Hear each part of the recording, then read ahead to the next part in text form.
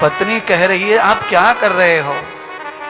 अरे मैंने कोई अनहोता काम नहीं किया, ये तो सारी कन्याएं करती हैं, इसमें क्या बात है? ना ना ना ना, समान अधिकार है, समान समान। तुम छोड़ के आई हो तो मैं भी क्यों, मैं भी छोड़ता हूं। पत्नी समझा रही है, पर फिर भी आदमी जो है, मैंने कहा ना कि ऐसा युग आ गया है कि औलाद माता पिता भी बदल सकती है। केवल आप अपनी औलाद के बारे में इतना ही हो जाओ कि आप खाली उनको सच बोलने लग जाओ, खाली सच। अगर आप औलाद का सच उनके मुंह पे बोलने लग जाइए, वो आपको बदल देंगे। मैं कहता हूं गारंटी से, लिख लो।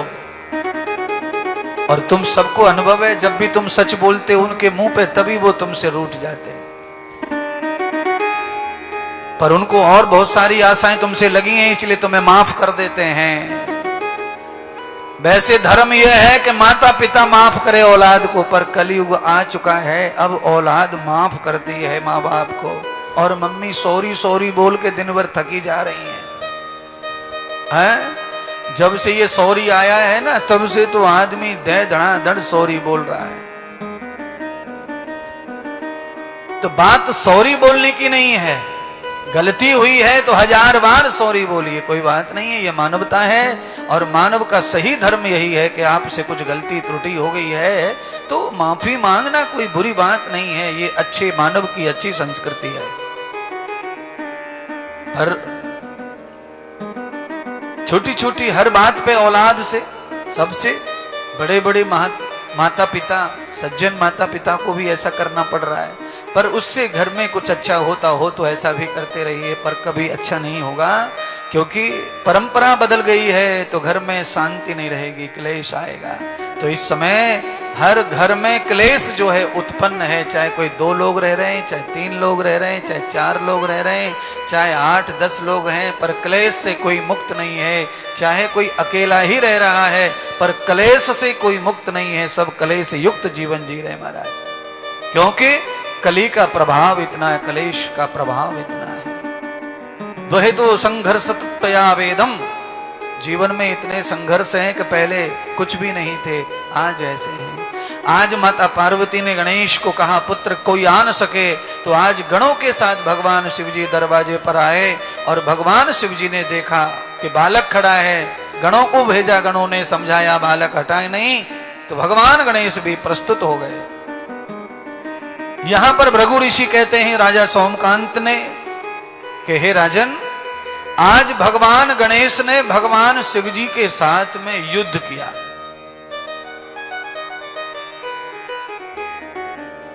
और युद्ध में गणों के बीच में भगवान शंकर को ये ईगो हो गया कि ये छोटा सा बालक, मेरे जैसे जिसके हाथ में काल बंद है सबका, इस बालक को भय नहीं है कि मेरी मुट्ठी में सबका काल है और ये बालक मुझसे लड़ रहा है।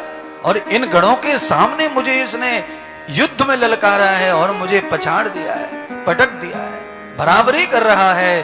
तो भगवान शंकर अपने सम्मान के ईगो में आ गए और बालक का सिर काट दिया। बालक का जब सिर काटा तो चिल्लाया, बालक रोने लगा, सिर कहीं गिरा जाकर, धड़ कहीं गिरा। पार्वती माता को आवाज सुनाई पड़ी तो दौड़कर दरवाजे पर आई। देखा कि पुत्र का सिर इधर उधर पड़ा है, धड़ इधर पड़ा है। माता पार्वती रोई नहीं, क्रोधित हो गई, हिंसक हो गई। क्यों हिंसक हो गई? क्योंकि माता पार्वती का जो सपना था वो अलग था और हो गया अलग। किसने किया? माता पार्वती ने यह निश्चय कर लिया कि जिसने भी गणेश का सिर काटा है, जब तक मैं उसे भस्म नहीं कर देती तब तक मैं अब जल ग्रहण नहीं करूंगी, अन्न ग्रहण नहीं करूंगी, निद्रा ग्रहण नहीं करूंगी और शांति नहीं रखूंगी। पूरा ब्रह्मांड चाहे मुझे नष्ट करना पड़े, पर मेरे इस मानस पुत्र को मारने वाले को मैं छोड़ूंगी नहीं। अब तो महाराज भगवान शंकर बड़े व्यथित और परेशान हो गए। शंकर भगवान ने सोचा कि भाई ये क्या हो गया, ये पार्वती ने बिना बताए पुत्र कहां से पैदा कर लिया। इसीलिए घर कब चलता है, घर कैसे चलता है? घर चलता है सबके विचार से। माता पार्वती ने मानस पुत्र पैदा कर लिया पर किसी को बताया ही नहीं बताया तो उसका परिणाम हुआ कि भगवान शंकर को नहीं पता चला और प्रतिद्वंदी मानकर बालक को खत्म कर दिया। और ऐसा केवल शंकर भगवान से हुआ ऐसा नहीं है, ऐसा हर घर में होता रहता है। अगर आप पति पत्नी आपस में विचार विमर्श करके काम करते हैं तो सब ठीक है, और बिना विचार विमर्श किए कुछ ऐसे काम घर में करते हैं उनकी वजह से घर में उपद्रव हो जाता है, संकट आ जाता है और भयंकर से भयंकर आपदा घर में पैदा हो जाती है और छोड़ने की बात आ जाती है कि मैं तेरे साथ नहीं रहूंगा रहूंगी, यहां तक बात पहुंच जाती है। इसीलिए कोशिश यही करें कि रामायण की कथा यही सिखाती है, महाभारत की कथा भी यही सिखाती है कि अगर जीवन में दाम्पत्य है, अगर जीवन में विवाह है और उस विवाह के साथ जीना चाहते हो तो फिर पति पत्नी को विमर्श के साथ ही गृहस्थ का जीवन चलाना चाहिए। कोई भी काम गुपचुप नहीं करना। अद्य धर्मो अनुष्ठान कर्मम। कभी कभी कैसा होता है कि पति लोग जो होते हैं वो बाधक बन जाते हैं पूजा पाठ में, दान में, पुण्य में, तो फिर पत्नियों को गुपचुप करना पड़ता है। और पत्नियां उनको अपने साथ रखना चाहती हैं। हजारों की संख्या में स्त्रियां ऐसी हैं जो केवल मुझसे आकर के अपना दुख रोती हैं। ऐसे हजारों गुरु हैं दुनिया में, उनके पास भी ऐसे दुख रोए जाते होंगे कि गुरुदेव कृपा कर दो, कोई भी सुख छिना लो पर ऐसा कोई कृपा कर दो कि पति साथ में आए, पूजा में बैठे, आपका दर्शन करे, कथा सुने, आए जाए। पति सपोर्ट नहीं करते इस काम में। कई पत्नियों का सपोर्ट नहीं करते, कई पत्नियों को कहते हैं कि तू जा, मैं नहीं जा सकता, पर मैं तुझे नहीं रोकता। तो कोई पति अगर सपोर्ट नहीं करे तो इतना सपोर्ट भी बहुत है कि पत्नी को नहीं रोके उसके कल्याण से। तो मैं आपको गारंटी के साथ में आज वचन देना चाहता हूं, आप जो भी कथा सुन रहे हैं, कि अगर ऐसा भी परंपरा घर में है कि हम कर नहीं सकते और दूसरों को हम रोक नहीं रहे पूजा पाठ धर्म कर्म तीर्थ करने से, तो उनकी ही तीर्थ करने से, धर्म कर्म दान पुण्य करने से नहीं रोकने वाले का भी कल्याण सहज हो जाता है, वो भी कल्याण में ही चला जाता है। जैसे भगवान कृष्ण गीता में कहते हैं कि पाप को देखना भी पाप है, ऐसे ही पुण्य को रोकना भी पाप है, और पुण्य को करते रहना, करते रहने देना ही पुण्य है। अगर आपसे नहीं हो रहा है तो आप घर में जो करना चाहता है उसे करने दो, उससे भी आपका पुण्य हो जाता है। किसी को भी अच्छा काम करने से नहीं रोकते तो हम पुण्यवान हैं कि हमने पुण्य कमा लिया, किसी के जीवन में रोड़ा नहीं अटकाया। अरे सबका जीवन अपना अपना है, पति पत्नी के रूप में अपन संस्कारों के कारण मिले हैं, दोबारा बिछड़ जाएंगे, मर जाएंगे, कौन किधर जाएंगे और सब कुछ अलग थलग हो जाएगा। ये सब पहचान नहीं रहेंगी जो आज है। जीवन बदलेगा, शरीर बदलेगा तो पहचान खत्म हो जाएगी। पहचान ये नहीं रहेगी जो आज है आपकी। माता पार्वती ने गणेश के जन्म की कथा को भगवान शिव जी को न बता करके और ये सब क्यों किया? क्योंकि माता पार्वती को ऐसा लगा कि शिव जी ने भी तो एक बालक पैदा किया है कार्तिकेय, मुझे कहां बताया। पर शिव जी ने बताया नहीं, शिव जी ने छुपाया ही नहीं था। भाई शिव जी का जो बालक कार्तिकेय है वो माता पार्वती से छुपा के नहीं हुआ है, वो तो माता पार्वती के ही संग से होना था, पर माता पार्वती ने साथ दिया नहीं, वो भजन में रत हो गई। भगवान शंकर से काम संतोष नहीं हुआ तो काम के प्रभाव से शरीर का तेज बाहर आ गया और उससे बालक का जन्म हो गया। पार्वती को भगवान शंकर ने सपोर्ट में लिया, पर सपोर्ट नहीं मिला। फिर भी माता पार्वती ने भगवान शंकर से ईर्ष्यावश गणेश का जन्म किया।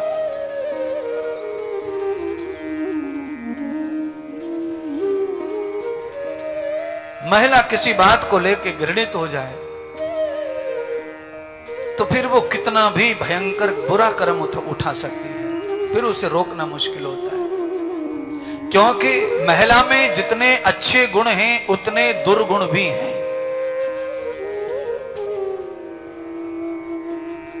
ये स्वाभाविक होता है शरीर में।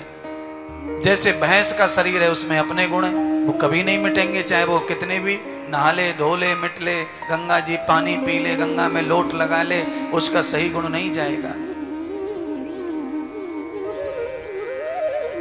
घृणित हो जाए महिला, अंदर से घृणित हो जाए किसी काम को लेकर, तो फिर वो किसी भी धर्म को, किसी भी संबंध को स्वीकार नहीं करती। फिर वो किसी भी हद तक आपका नुकसान कर सकती है। ये कथाओं में लिखा है, पुराणों में लिखा हुआ है। समझाना भी दुर्लभ है, पर महिला का जो मति है, महिला की जो बुद्धि है, वो इतनी महान है कि महिला ज्यादा से ज्यादा बात को धूल डालती है, बात को धूल डालती है। इसलिए महिलाओं में विवाद और झगड़े ज्यादा होते हैं पुरुषों की अपेक्षा। गृह क्लेश, घर में बंटवारा, घर में झगड़ा, भाई भाई अलग होना, बाप बेटा अलग होना, इसमें बाप बेटे का, भाई भाई का कुछ नहीं है। जाने सब कथा, घर में कैसी भी घर में जाओ, वहां महिलाओं का ये सिस्टम मिलेगा। महिलाओं को ये अनुभूत होने लगता है कि 15 साल हो गए मेरे पति को नौकरी करते करते, और ये पिता को और माता को ही दे रहा है तनख्वाह। हमारे बच्चे 12 साल के हो गए, हमारे लिए क्या, हमारे लिए क्या। यानी कि वो इतने बड़े सिस्टम को अपना नहीं मानती है, इतनी उसमें कमी आ जाती है। बस यही कमी उसको अलग कर देती है परिवार से, संबंधों से, और ये उसे खुद फील होने लगता है कि अपने लिए हम क्या कर रहे हैं, हमारे लिए क्या किया। हमारे पति ने तो सब बाप को किया, महतारी को किया, बड़े भाई को किया, बहन को किया, बुआ को किया। अरे कोई एहसान नहीं है, ये प्रत्येक मनुष्य का धर्म है। घर में जो व्यक्ति कमाने वाला होता है उसे सबका ही करना पड़ेगा, यही धर्म है उसका कमाने का, और धर्म कुछ नहीं है। काहे के लिए कमाया, कमाते किस लिए अपन, सबके काम करने के लिए कमाते हैं। घर में बहन बुआ है, उन सबके चलन के लिए कमाते हैं, धर्म कर्म के लिए कमाते हैं। कभी मत सोचो ऐसा। किसी भी माता बहन को मैं समझाना चाह रहा हूं कि कभी भी तुम्हारा पति सब पूरी तनख्वाह घर वालों को देता है, उसमें तुम्हें कभी नहीं सोचना है कि ये गलत हो रहा है। फिर हमारी शादी हुई है, हमारे लिए क्या, हमारे लिए क्या, हमारे लिए क्या। अरे तुम्हारे लिए पति और बच्चे हैं, पैसे से तुम्हारे जीवन में कुछ नहीं है। पूरा का पूरा पति तुम्हारा है, पूरे के पूरे बच्चे तुम्हारे हैं। और जो भी तुम्हारा पति कर रहा है, ये केवल तुम्हें अज्ञान बस ऐसा लग रहा है कि अपने लिए कुछ नहीं है, ये सब घर वालों में लुटा रहा है, पर वो ऐसे बीज बो रहा है जो पाताल में जाके हरे होंगे, और तुम्हारा जीवन, तुम्हारे बालकों का जीवन हरा भरा हो जाएगा, वो कभी कम नहीं पड़ेगा। तुम्हारे बालक ऐसी ऐसी जगह पे बैठेंगे जहां महीने में 5 लाख 10 लाख ऐसे ही कमा लेंगे, फट फट फट फट, समझेगा ही नहीं। इसीलिए अच्छी करनी का फल हमेशा अच्छा ही होता है। कभी मत रोको पतियों को सेवा करने से परिवार की, और कभी ये मत सोचो कि अपने लिए कुछ नहीं कर रहे, ये तो सब इनके लिए कर रहे, उनके लिए कर रहे। किसी के लिए कोई नहीं करता, केवल करता परमात्मा है, और हम उसकी कठपुतली हैं। वो हमसे जो करवाता है वो होता है, उसे होने दो, उससे ही लाभ प्राप्त होगा परिवार को। जड़ हरी होती है। आपका उपकार कभी व्यर्थ नहीं जाएगा, आप कभी भी करके देखो, ऐसा संतोष आपको लाभ प्राप्त होगा। भगवान शंकर समझ गए कि ये विपदा घर की है। सारे जगत का संकट दूर करने वाले, सबके घर के झगड़े मिटाने वाले शंकर सीधे भगवान ब्रह्मा के पास पहुंचे, विष्णु के पास पहुंचे। दोनों देवताओं को लेकर भगवान आए कैलाश में और सारी कथा सुनाई। महाराज ऐसा ऐसा हो गया है, आप बचाओ। पार्वती तो आप जानते हैं वो स्त्री है और स्त्री घृणित हो गई है, अब वो छोड़ेगी नहीं किसी भी हाल में सिस्टम को। ब्रह्मा जी और विष्णु ने आके माता पार्वती को समझाया। बंधुओं,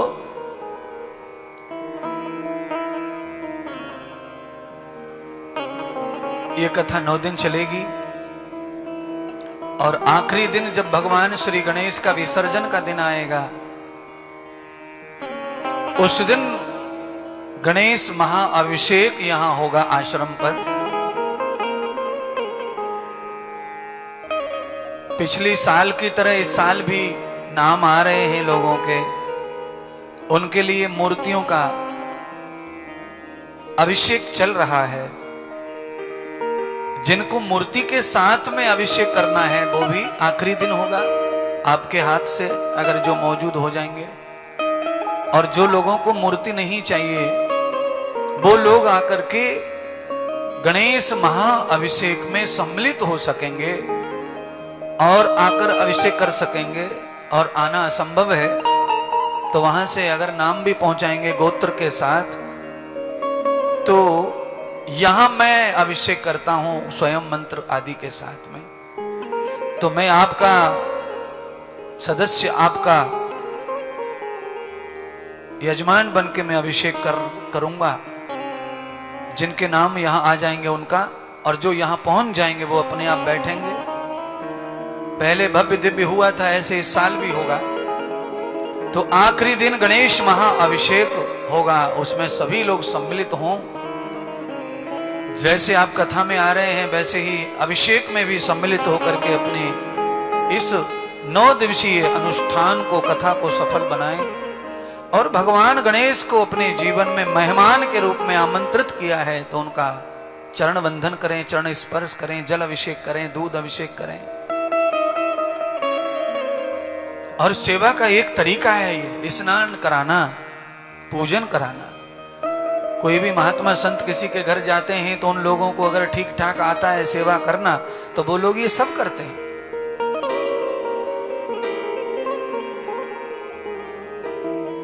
हम जाते हैं किसी के घर में, अभी तो नहीं जाते, पहले जाते थे। महाराष्ट्र में तो लोग पात्र बदल करके अलग से तांबे के पात्र लाते थे स्नान कराने के लिए, जिनको विशेष माना जाता है। तो लोगों को समझ होती है तो वो सब करते हैं जो करना अनिवार्य है सेवा में। और समझ की कमी आ जाए तो फिर कुछ नहीं, सब खत्म हो गया। तो ये समझ के लिए है कि जो अभिषेक होगा वो अभिषेक हो। क्यों? आपका तो कल्याण होगा ही, साथ में अभी क्या है, आश्रम में थोड़ा अनुष्ठान कथाएं कम होती हैं, मेरा रहना कम होता है। तो आपके अनुष्ठान से, गणेश भगवान के इस पावन कथा से आश्रम की जो ओजस्वता, तेजस्वता है वो बरकरार बनी रहती है, उसमें एनर्जी बनी रहती है। आप आएंगे जाएंगे उसका लाभ आपको मिलेगा।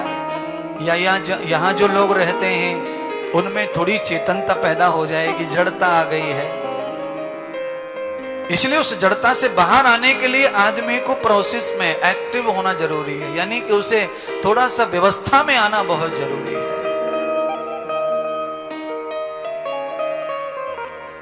बहुत आवश्यक है कि वो व्यवस्था में आए। आदमी की मति जड़ हो जाती है, वो एक जैसा काम करता रहता है, उसी तरह का जीवन, उस तरह की सोच हो जाती है उसकी। फिर उसमें से उसमें लाने के लिए, उसे दोबारा धार्मिक और अच्छा बनाने के लिए बड़ा कठिन पड़ता है।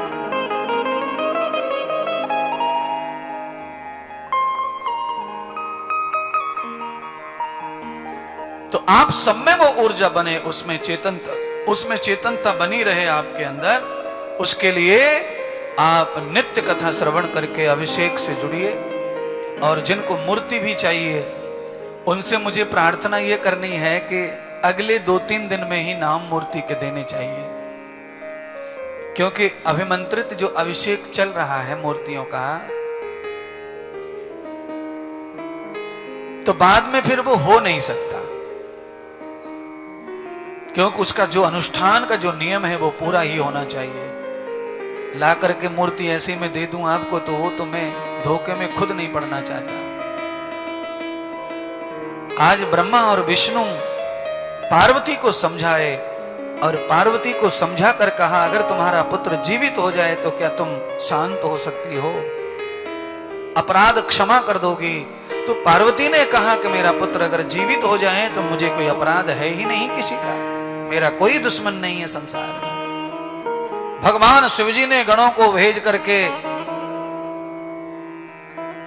एक बाल गजानन का, हाथी के बच्चे का धड़ लेकर के भगवान शिवजी के पास में बड़ी विज्ञान बड़ी विद्याएं थी। उन परम विद्याओं से भगवान ने ऐसे प्रयोग कर दिए विज्ञान के कि गणेश को पुनर्जीवित कर दिया। और मुझे किसी को भी कुछ कहने में असमर्थ नहीं लगता। भगवान कृष्ण की कथा मैंने आज इसीलिए सुनाई कि 10 साल के बाद भी बच्चे जिंदा कर दिए भगवान ने देवकी के। तो भगवान शंकर आज ही गणेश की गर्दन कटी और आज ही जोड़ दी, तो कोई भी मुझे अचंभा नहीं लग रहा है, आश्चर्य नहीं लग रहा है। भगवान के लिए ये सब कुछ करना उनके बाएं हाथ का खेल है, सब संभव कर्म है परमात्मा के लिए। शिव जी ने गणेश जी को इस तरह अवध किया, पर बड़ी मुश्किल ये हो गई कि गर्दन के नीचे का जो शरीर है वो बड़ा सुंदर और ऊपर का जो है वो कुरूप हो गया। हाथी का रंग कैसा होता है? स्लेटी होता है, स्लेटी, बैंगनी। हाथी काला नहीं होता, बैंगनी कलर होता है हाथी का। अब आप बोलो, गर्दन से नीचे कोई बहुत गोरा हो और गर्दन के ऊपर बैंगनी हो तो कैसा हो जाएगा? अब तो माता पार्वती बड़ी बेचैन हो गई, इस रूप का मैं क्या करूंगी? मेरी कोख से, मेरे अवतार से ऐसा बालक पैदा हुआ है, दुनिया जानेगी तो मेरे ऊपर दुनिया थूकेगी और मेरे बालक को कोई नहीं पूजेगा, कोई नहीं पूछेगा।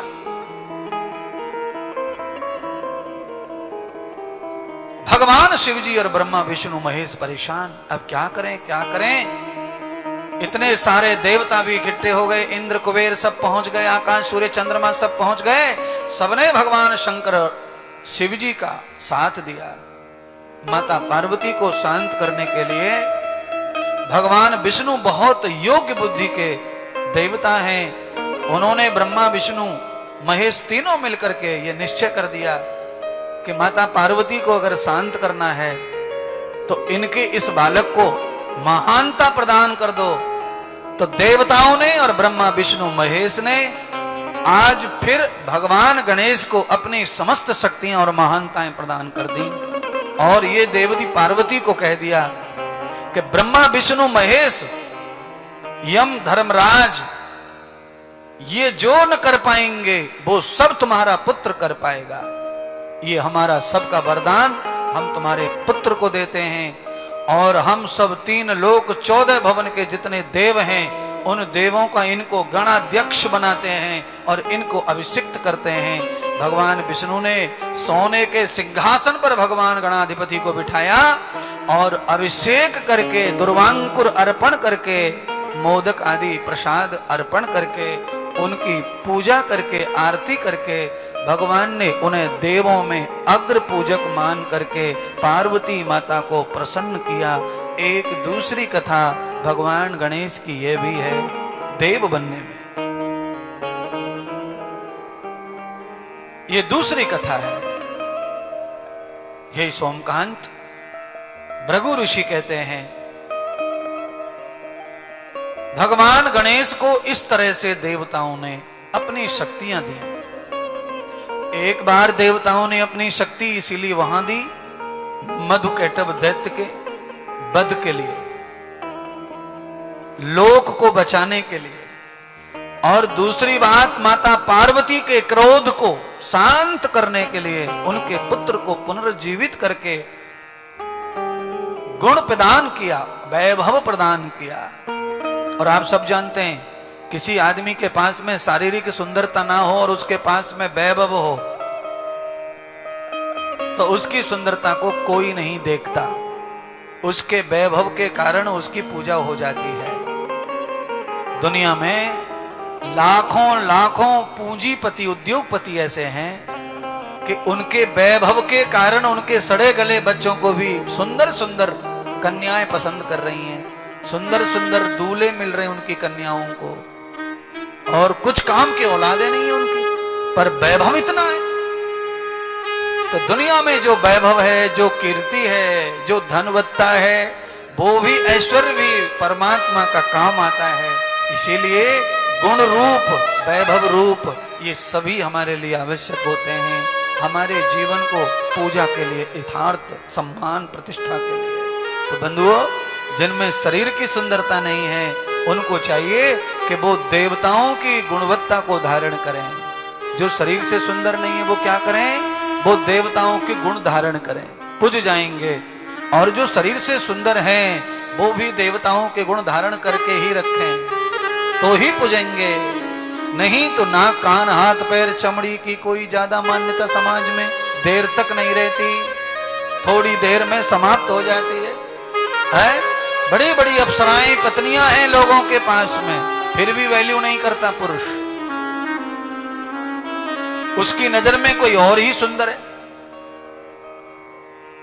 और अपनी पत्नी जब आई थी तो गांव में उससे ज्यादा बड़ा सुंदर कोई औरत ही नहीं थी, पूरा गांव टूट पड़ा था उसका मुखड़ा देखने के लिए।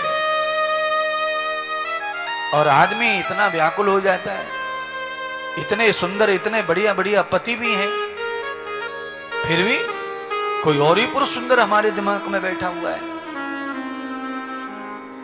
दिमाग में सब चीज बैठी रहे कोई बात नहीं है, पर मैंने कहा कथा के माध्यम से कि जो शरीर की सुंदरता है वो दैवीय गुणों से संपन्न रहनी चाहिए।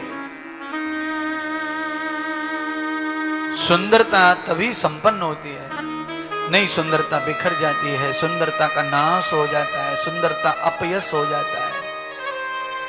जिनको परमात्मा ने काया से सुंदर बनाया है उनकी आत्मा मन बुद्धि भी परमात्मा सुंदर रखना।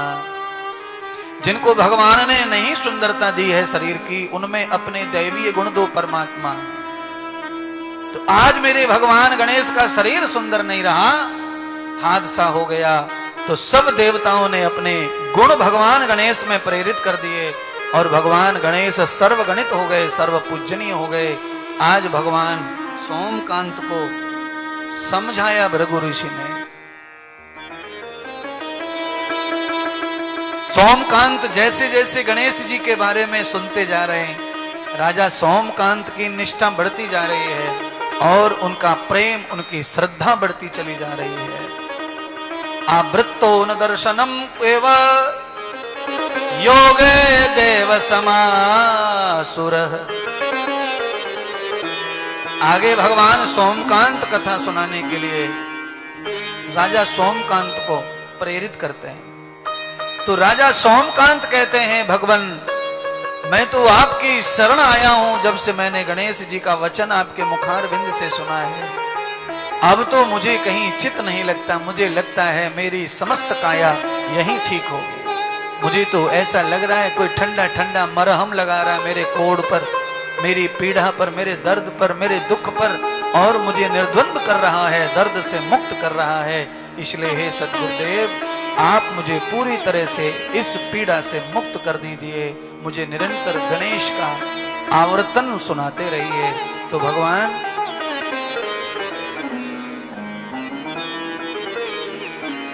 भृगु सुना रहे कथा और गणेश जी सुन रहे।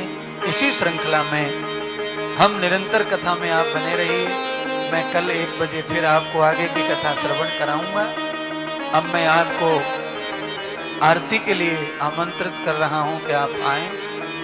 यजमान आरती के लिए आरती करके, लोगों को समय पे घर जाना भी रहता है, दूर दूर से लोग आते हैं।